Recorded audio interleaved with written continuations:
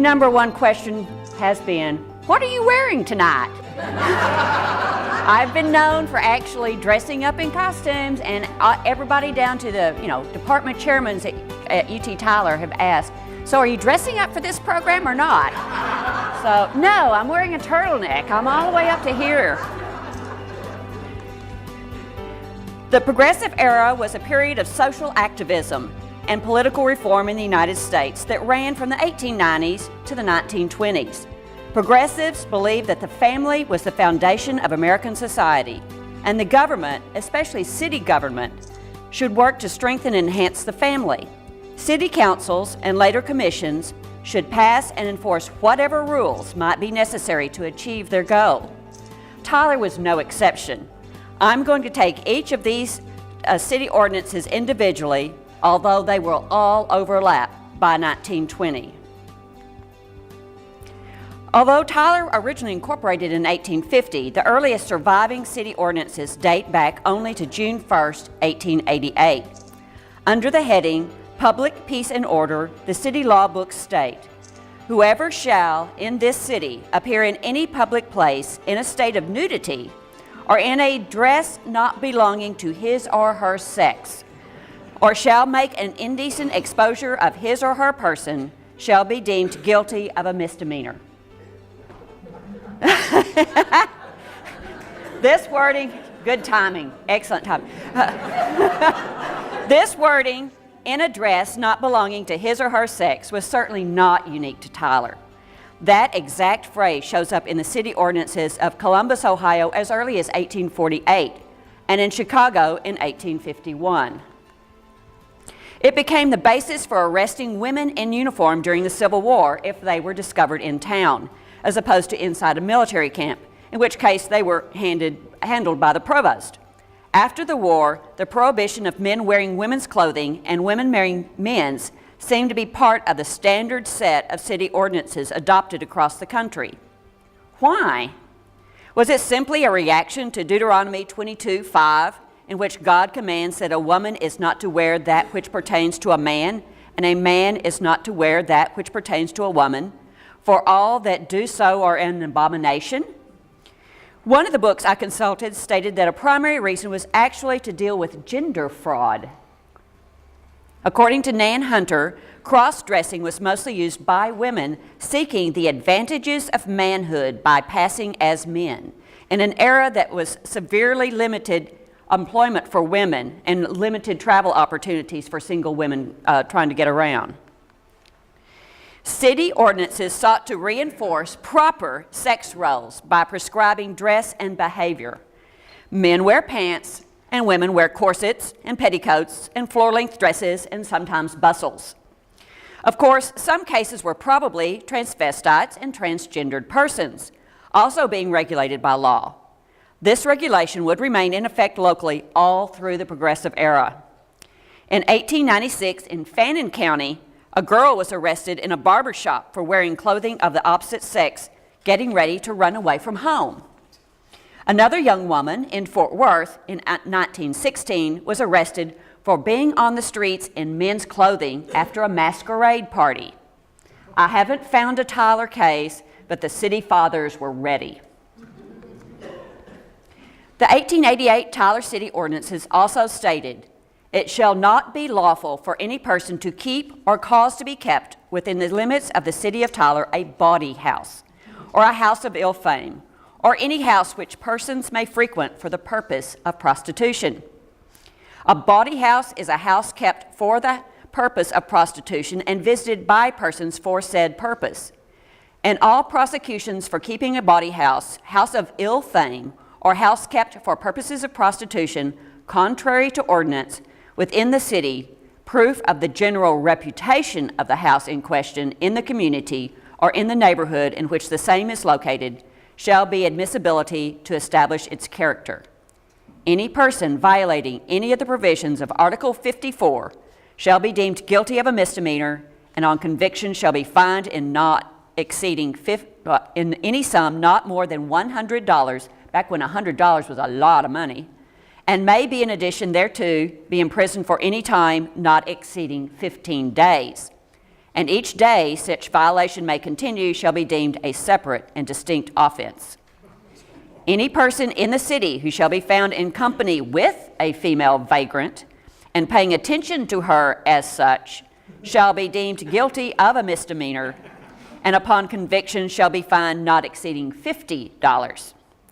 A female vagrant is used in the preceding article is defined to be a common prostitute or a woman who practices illicit intercourse with man for hire.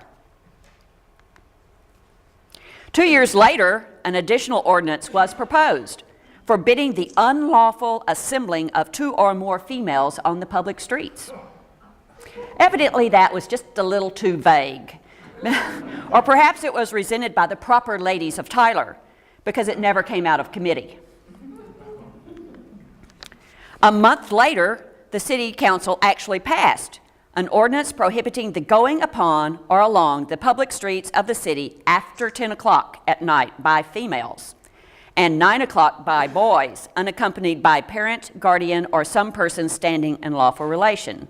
Also, an ordinance prohibiting females from loitering around or about saloons or beer houses, back when Tyler really was wet.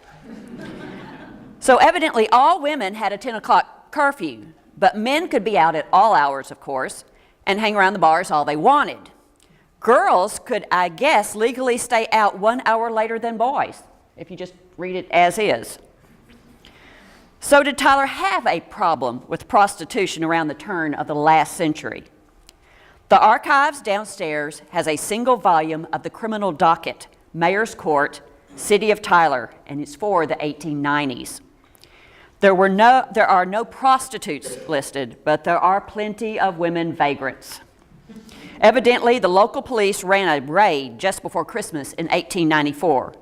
They nabbed 15 women vagrants, evidently, and fined each one of them $8.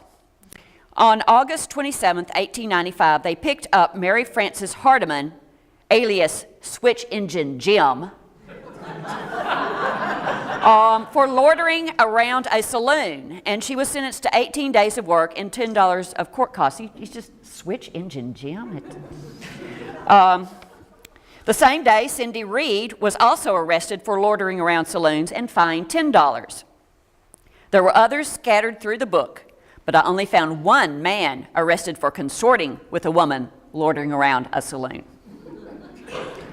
The main source for Tyler's bawdy past is Morris Burton, who presented a program on the topic to another standing room only meeting of the Smith County Historical Society in 1979. It was published in Chronicles in 1993, and I know some of y'all in this room were there for that meeting. While it was illegal to keep a bawdy house in Tyler in 1900, 3 different houses of ill fame were publicly listed in the census of that year, all in the First Ward, which is the northeast part of town near the railroad depot. Most red light districts in towns away from the coast were near the depot. That was where the transient men were coming through, the traveling men. Those areas were somewhat separated from the more respectable residential parts of town and were handy to the traveling men passing through. Ella Holman, age 46, born in Alabama, ran a house with Myrtle May, age 27, born in Georgia. Myrtle was listed as having 2 living children somewhere. Mary May, age 22, born in Virginia, was listed as owning that house, but her profession was cook. Next door, Molly Nickerson, age 47, born in Georgia, owned a house that she shared with Rosa Hamilton, age 33, born in Virginia, and Frances Stewart, age 23, born in Georgia. And this is their, by 1910, Frances, or as she was known, Frankie, was running the house at 330 North Pabst. It was a 1-story frame residence about 75 feet long and 30 feet wide and stood until the mid-1930s. In the 1914 city directory, she was listed as Madam. So this is, you've got the, you can see the depot sort of off, the freight depot off to the side sort of, and that's where the railroad track sort of split out where the railroad yard is. Also in the First Ward was a larger house owned and run by Minnie Murray, age 27, born in Connecticut. She was listed in the census as keeper of House of Ill Fame. Living in her house were Mamie O'Neill, age 40, born in Mississippi, Nora Brown, age 22, born in Indiana, Nina Harrison, age 19, born in Missouri, Effie Taylor, age 25, born in Texas, Nellie Mayfield, age 28, born in Missouri, Claudie Lewis, age 40, born in Missouri, and Elsie Mosley, age 23, born in Texas. And they had a servant, Rose Williams, age 20, born in Utah. These women were also all white. All of the prostitutes I found that were listed as such were all white. Since one of the tracks nearby was the St. Louis Southwestern Railway, perhaps the Missouri prostitutes had taken the train on down the line to Tyler.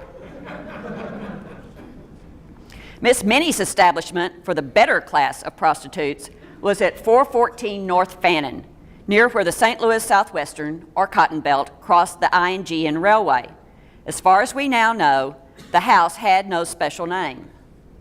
So here's the map here.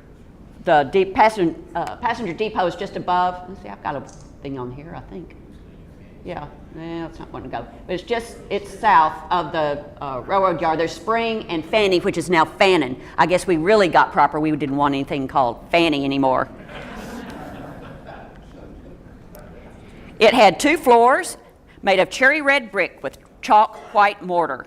It had a flat dormer metal roof plus attic dormer windows. It stood 41 feet wide, north and south, and 62 feet long, east and west. And its front and main entrance was on the east side, only 75 feet from the ING, which brought 4 passenger trains daily, practically to the front steps. 4 more passenger trains came through on the Cotton Belt. The parlor was on the first floor in the northeast corner, opening through sliding doors to the dining room. The whole area could become one big party room when required. At the northwest corner, the kitchen was located with its outside door on the west end. A hallway with an outside door extended full length east to west. The entire south half of the first floor was the residence of the madam. Stairs to the second floor were midway on the north side, and they had half windows. The second floor held the individual rooms of the residents, each with a closet. Rooms lined both sides of the central hallway, each room about 10 feet wide and 12 feet long, with an outside window and a transom-type door. I think that makes about 8 rooms. The decorations in the interior were very ornate, sporting the high style of the day, and the quality of construction was exceptional. Wainscoting of solid wood in rich finish, plus brilliant and flocked wallpapers decorated the hallways. According to oral history, Miss Minnie entertained not only travelers, but also some of the leading men of Tyler. According to Morris Burton, in 1916, Sheriff Luck Turner raided and closed all of the local houses of prostitution. Burton tied the move to the reforms and improvements of the progressive era. However, one local resident who grew up in the neighborhood said, "All of this created no real sexual panic, as the high school girls, grass widows, and the secretarial concubines soon took up the slack." Yes, some school teachers were helpful with the more elite bachelors. After the Bawdy House closed, it became a flop house for hobos riding the rails. It later reopened as a hotel for a while during the East Texas oil boom when housing was scarce. This building survived until 1985, when it was torn down. Prostitution, or the city charter that mentioned it, almost derailed the bond issue for the new Tyler High School building in 1911. In order to allow a $50,000 bond issue to be voted on, the city charter had to be amended, which then had to be passed by the legislature. The city attorney provided our state legislators with the wording. They sponsored the bill without reading it, and it passed. However, Governor Colquitt made a habit of actually examining the bills before he signed them, and he discovered that the amended charter included a provision allowing the city to license houses of ill repute, which was in violation of state law, which prohibited prostitution entirely, so he vetoed it. The legislators were embarrassed. They slashed out the offending passage, resubmitted the charter, got it passed and signed, and the city built a new Tyler High School building. So on to Goo Goo Eyes. On December 31st, 1918, the Tyler City Commission passed an ordinance that comprehensively covered many sexual behaviors frowned upon by the local authorities. Ordinances of the City of Tyler, Volume 2, passed December 31st, 1918. Ordinances of the City of Tyler, be it ordained by the Commission of the City of Tyler, Section 1, that hereafter it shall be unlawful for any persons to conduct or carry on any boisterous or insulting language or be guilty of any disorderly, lewd, or lascivious conduct of any kind in or near a public place in the City of Tyler. That hereafter it shall be unlawful for any unmarried male or female to have sexual intercourse with any person of the opposite sex in any place in the City of Tyler. That hereafter it shall be unlawful for any person to meet with or attempt to meet with any person of the opposite sex to whom he or she is not married in any place in the City of Tyler for the purpose of having sexual intercourse. That hereafter it shall be unlawful for any white person to meet with or attempt to meet with for the purpose of having or to have sexual intercourse with any Negro or person of African descent in any place in the City of Tyler. Section 5, that hereafter it shall be unlawful for any person to lasciviously kiss or fondle or embrace any other person of the opposite sex in or near any public place in the City of Tyler. And finally, Section 6, that hereafter it shall be unlawful for any male person in the City of Tyler to stare at or make what is commonly called Goo Goo Eyes at, or in any other manner look at or make remarks to or concerning or cough or whistle at or do any other act to attract the attention of any woman or female person in, upon, or traveling along any of the sidewalks, streets, public ways, or any other public place in the City of Tyler with intent or in a manner calculated to annoy or attempt to flirt with any such woman or female person. That any person who violates any of the terms of this shall be fined in any sum not more than $200. Goo Goo Eyes? Where did that term come from and what exactly did it mean? Blame it on pop music. Minstrel music was very popular in the United States around the turn of the last century. In the year 1900, John Queen and Huey Cannon came out with a song, Just Because She Had Dem Goo Goo Eyes, and it was an immediate sensation. I can find no link between Goo Goo and eyes before that, anywhere in Google Books, the New York Times, Texas newspapers, or anywhere else. But from 1900 on, everybody was making Goo Goo Eyes at each other. The song relates how an attractive black woman in the front row of a minstrel show catches the eye of one of the performers. He forgets most of his lines and loses his job. He catches her at the door and explains his situation. The next morning, she throws him out, and he's forced to try to get his job back. The chorus goes, just because she made them Goo Goo Eyes, I thought I'd won a home and copped a prize. She is the best what is, and I need her in my biz, just because she makes them Goo Goo Eyes. I could find only one recording online, and it was a very scratchy 1902 wax cylinder. However, I lucked into a piece of it in a Barbara Stanwyck, Robert Taylor movie called This Is My Affair, as part of a vaudeville act set in 1901. The whole movie revolves around the assassination of McKinley, so it's very precisely timed. This recording should be a little easier to make out, even if the film is a little dark. Not that dark, but hey. Just because she made them Goo Goo Eyes, she's a winner and she takes the prize. She is the best body when I need her in my bed. Just because she made them Goo Goo Eyes. Jackie, Jackie, Jackie, Jiggle, Jackie, Jiggle, Jackie, Jackie, Jackie, Jackie, Jackie, Jiggle, Jackie.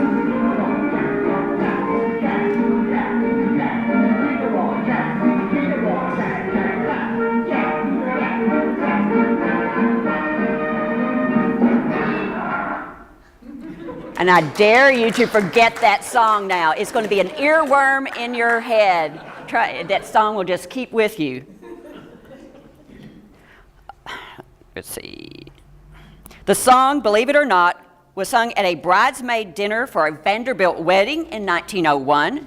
It was sung on a boat bound for the Philippines that same year, and it was played as grand opera on a camping trip of Chi Omega at the University of Arkansas, also at 1901. You just couldn't get away from it. Soon, other songs came out, such as If You Love Your Baby, Make Them Goo Goo Eyes, I Don't Like Them Goo Goo Eyes, and Close Your Goo Goo Eyes. At about the same time, mashers seemed to start appearing on street corners. The St. Louis Post-Dispatch in 1901 described the masher as a male human being who attempts by the Goo Goo Eye method of ogling or by verbal salutation to strike up a chance acquaintance with your wife, your daughter, your sister, your best girl, or any other attractive and unattended woman who comes within range of his idle and misguided vision. His designs are evil and evil only. He is inordinately vain. He is a transgressor of the laws of society and convention. He thinks he is a lady killer. He is an excrescence on the face of creation and should be removed with a shooting iron if necessary. He is a constant menace to thousands of respectable shoppers at all times, and his conduct of life subjects every woman to the danger of insult. He is a malignant growth on the body politic. Cut him out. Closer to home, in 1905, the San Antonio Gazette declared, there are fewer, meaner specimens of male humanity than the masher. He is the mangy dog of the species, the male animal whose small brain is cankered. The masher stands on the corner and stares with insulting eyes at every woman that passes. The very expression of his eyes is an offense to a good woman. If he is very bold, he smiles and winks at women whom he meets. In that same year, 1905, Houston passed its own Goo Goo Eyes ordinance, using the exact same wording that Tyler would adopt 14 years later. At some point, they would immortalize it in stone on the sidewalk in San Jacinto Street downtown, across the door from the 1910 courthouse. The New York Tribune heard about the Houston ordinance and couldn't quite understand the fuss. They published a parody making fun of the whole issue, which was republished in the Houston Post. Just because he made them those Goo Goo Eyes, the copper pinched a chap about his size. In defense, he said a cinder made him wink his windward winder, but the girl he winked at called it Goo Goo Eyes. Just because they made those Goo Goo Eyes, Western women stared in mild surprise. Texas law may call it vile, but New Yorkers only smile, and they keep right on a-making Goo Goo Eyes. So what is Goo Goo Eyes legally defined? Judge Curlix in Houston laid down this description. By the term Goo Goo Eyes is meant any contortion, unusual movement, or any fixed unusual attitude of the eyes, providing the said contortion, unusual movement, or unusual fixed attention is made with the intent of attracting, alluring, or conjuring the attention of any woman or female, as the ordinance recites. It will be noted that such eyes, if made at an infant in arms, provided it is of the gentler sex, is unlawful upon the streets of the city. A stare is a goo goo if it is committed in intent. A wink accompanied by intent is a goo goo. Likewise, the cocking of an eye, ogling, making wide eyes, all come within the broad sweep of the term goo goo if accompanied by intent. As noted before, Tyler enacted its own Goo Goo Eyes ordinance on December 31st, 1918, 14 years later.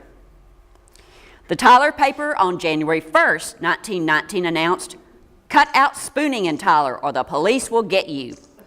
On the 6th, a New York man wrote into the Tyler paper, "You poor Tylerites, so no more spooning, no more Goo Goo Eyes, no more flirtations are to be tolerated in your town according to the resolutions of your wise city fathers, according to the Courier Times of the 1st instant."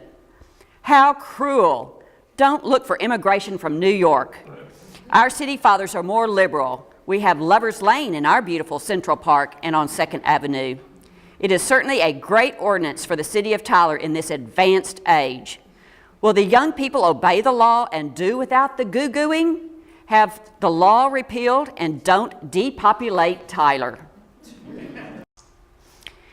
By the second week of January, Tyler City Police had made 4 arrests for Goo Goo Eyes on the West Elm Street, and they placed the offenders in jail overnight. The next morning, the men were taken before the city judge and fined $5 each plus court costs, for a total of $12.85 each going into the city coffers. The Tyler paper hoped that that would be a lesson to other goo-gooers. I didn't find any others mentioned later on, and the police records from that time period no longer exist. All of this is funny to us now, but why did the city fathers think there was a need for what was in effect an anti-sexual harassment ordinance at this particular time in history? As I read through the Tyler newspaper, I ran into an interesting parallel story. At this very same time, Tyler was pushing for the establishment of a YWCA chapter.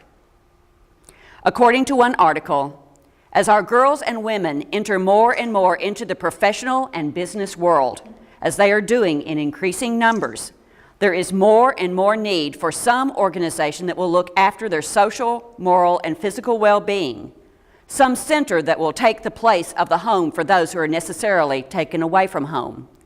In view of the great number of girls and women in the offices here in Tyler, and the still greater number who are attending the commercial college, and the great number of girls in our own homes attending the high school, there is perhaps no city of its size in the entire country that stands in greater need of just the things that a YWCA does for the girls more than does Tyler.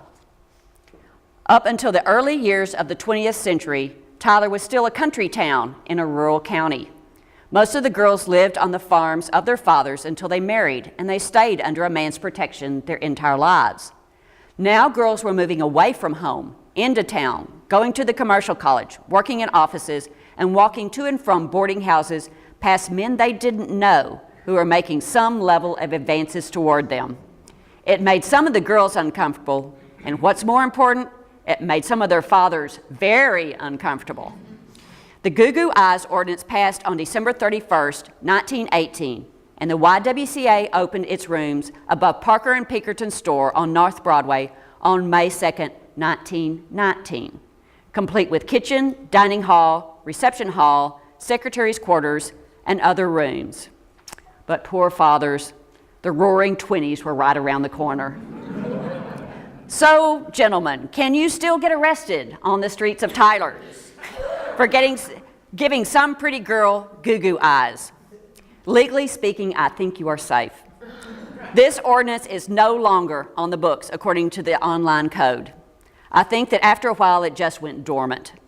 Houston's last known prosecution was in 1951, and they eliminated Goo Goo Eyes in 1968 when they changed it to being unlawful for any person to molest or accost a female person in a public place by the use of indecent remarks or by rude behavior. I have not looked through every page of the Tyler City ordinances, but I did start with about 1960 and went forward. On November 20th, 1978, Tyler totally reworked their code of ordinances, reducing it to 31 chapters, and I think Goo Goo Eyes was probably eliminated then. Nowadays, we call it sexual harassment, and it's more of a workplace issue, not a matter for the city police. Thank you.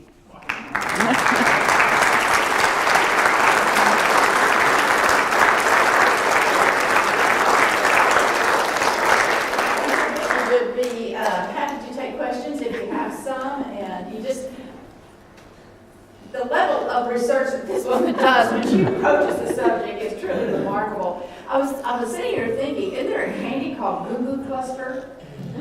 It sort of keeps growing after that. It's just yeah, there's a Goo Goo Cluster, and then there's, you get the cartoon character who make googly eyes. But it's a googly eyes, not Goo Goo Eyes, so it's a little different. Yeah, googly, So- yeah. Anyway. When the House of Liverpool was torn down in 1985, Do we know anything about it, as who owned it at that point, or the reason? I remember looking at it. I didn't think about setting up any kind of business in there. I did thought, by then I think it was pretty much gone. Yeah. But that's wonderful bricks. I'm told that my late father-in-law, Russell Watson, tore the building down, and that the whole Watson family went in there and looked around and probably made Goo Goo Eyes. But anyway, I do believe that Russell Watson tore the building down. So, Again, it's one of our wonderful old buildings that got away from us. took the bricks, I'm sure. Yeah, he wants bricks. He wanted the bricks. Did you run across whether it's fact or fiction about that the house, the last one you showed, was shut down by some of the prominent women in town about the World War I area when the local men were going off to war and the ladies from the house came down to see them off? No, I have not heard that story. Really? The last time we did a program that was all on Tyler prostitution, there were some really good stories that came out, including a gentleman who was a telegraph delivery boy at that point, and was sort of he had to deliver a telegram over the transom in the house of prostitution to a girl who had locked herself inside. And I later found a city ordinance that prohibited kids going into the house of ill repute, and it was a lot of it has to do with, I'm sure, people seeing the young, impressionable telegram delivery boys going through there. Yes. I have a question. Do you know who had owned the houses prior to them being body houses, or were they built as such? This one, the big one, I think was built as such. Just the house on the other side of the tracks, I think, was just a house. It was much smaller, you know, there's relatively few women involved, but when you have, I don't believe it was a hotel or anything, and that's about the only reason you'd have all those cribs lined up in a row upstairs. Another part of that, do you know in the censuses, like what it listed for income for the person who owned it, or for the At that point, I don't think the census had an income on it. I know the income is on, I know it's in the 1860s and all that kind of, there are other censuses that have the income, but that was not in that particular one. That would have been very interesting. Any other questions or stories? I have one for Jason Smith, who's back here. Did you ever arrest anybody for making Goo Goo Eyes? No, but judging from Section 6 of that thing, I'd have been in Huntsville State Prison the rest of my life.